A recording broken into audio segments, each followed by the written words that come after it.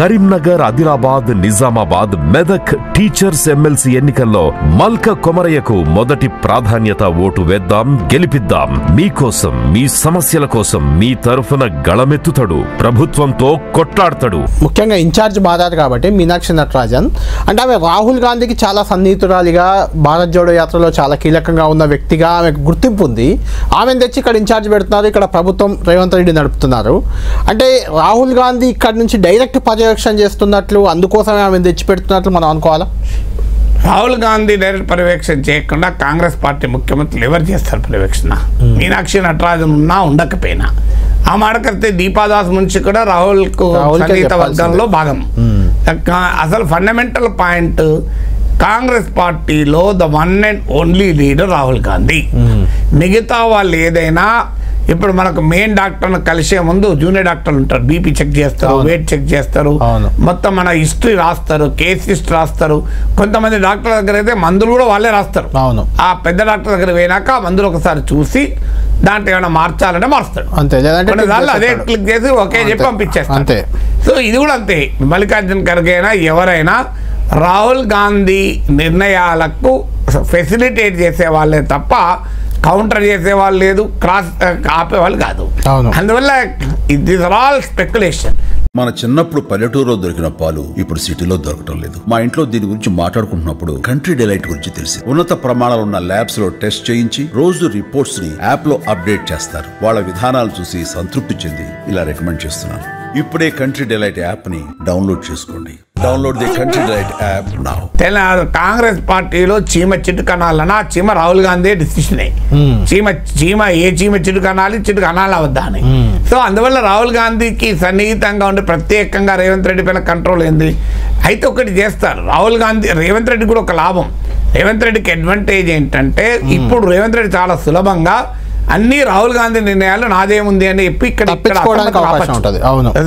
ఈ మధ్య కూడా రేవంత్ రెడ్డి అన్నాడు, మీ హైకమాండ్ చెప్పే నిర్ణయాలు జరుగుతాయి తప్ప నా సొంత నిర్ణయాలు జరుగుతాయా అన్నాడు. ఇప్పుడు రేవంత్ రెడ్డి ఏదైనా నిర్ణయం తీసుకున్నా మంత్రులు ఇంకెవరు అసెంబ్లీ జరిగితే నా చేతిలో ఏముందయ్యా, నేను రాహుల్ గాంధీ చెప్తే చేశాను అని చెప్పుకోవడానికి కూడా ఉపయోగపడుతుంది. ఆ మేరకు ఇప్పుడు మీనాక్షి నటరాజన్ రావడం వల్ల సో నా ఇంకా రాహుల్ కన్సర్న్లోనే జరుగుతుంది కదా అని రేవంత్ను ప్రశ్నించే వారు కూడా ఒక సంతృప్తి, మాకు రాహుల్ గాంధీని కొద్ది కంట్రోల్లో, రాహుల్ గాంధీ రేవంత్ కంట్రోల్లో పెడుతున్నాడో వాళ్ళు చెప్పుకోవచ్చు. అందువల్ల ఉభయతారకం కదా. సో ఇటు రేవంత్ రెడ్డికి ఒక వెసులుబాటు, ఏదన్నంతా రాహుల్ గాంధీ మీద వేసేయచ్చు. నా నిర్ణయం కాదు, రాహుల్ గాంధీ నిర్ణయం. ప్రత్యర్థులకు కూడా ఒక సంతృప్తి, మేము రేవంత్ రెడ్డి పైన ఒక చెక్ పెట్టగలిగాం.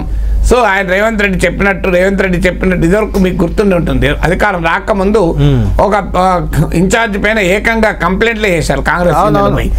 రేవంత్ రెడ్డి మంచిగా పనిచేస్తారు, మణికంఠ ఠాగూర్ పైన ఆయన రేవంత్ రెడ్డి చెప్పినట్టు వింటున్నారని చెప్పి ఓపెన్ గా కామెంట్ చేశారు, కంప్లైంట్ చేశారు.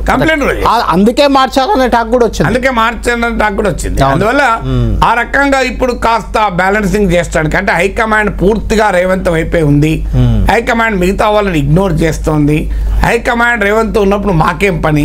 ఇప్పుడు రేవంత్ రెడ్డి పైన కోపం ఉన్న వాళ్ళు, అసంతృప్తి ఉన్న వాళ్ళకి ఏదో ఒక ఆశ ఉండాలి. ఇవాళ కాకపోతే రేపైనా మా పంతం నెగ్గుతుంది అంటే ఆశ కల్పించడం కొరకు కూడా చేస్తారు.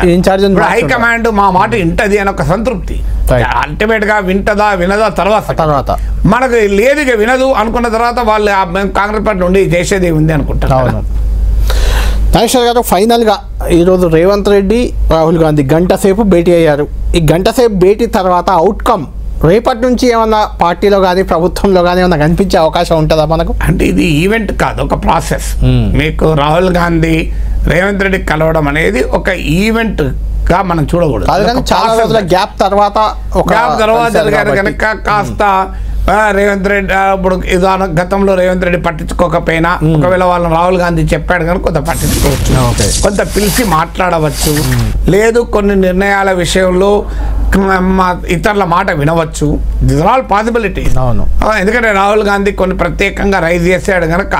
కానీ ఇది ఎంతకాలం ఉంటుంది? ఇప్పుడు మీరు డాక్టర్ దగ్గరికి వెళ్తాడు, మీ అన్ని చూస్తారు, కొద్దిగా షుగర్ ఎక్కువ ఉందయ్యా, రేపటి నుంచి కొద్దిగా కనీసం ఎక్సర్సైజ్ చేయి, ఒక 20 నిమిషాలు 30 నిమిషాలు కొద్దిగా రాత్రిపూట చపాతి తిను, లేదా కొద్దిగా కారం తగ్గించు, ఇవన్నీ సలహా చెప్తారు. Sure sir, thank you doctor అంటారు. ఒక 15 రోజులు 4 రోజులు చేస్తారు. నెల తర్వాత మళ్ళీ మన సొంత నైజమే బయటకు. ఇక రాజకీయాలు కూడా అట్లే ఉంటాయి. మళ్ళీ ఒకసారి డాక్టర్ దగ్గర పోయేదాకా మళ్ళీ ఇలాగే ఉంటాయి.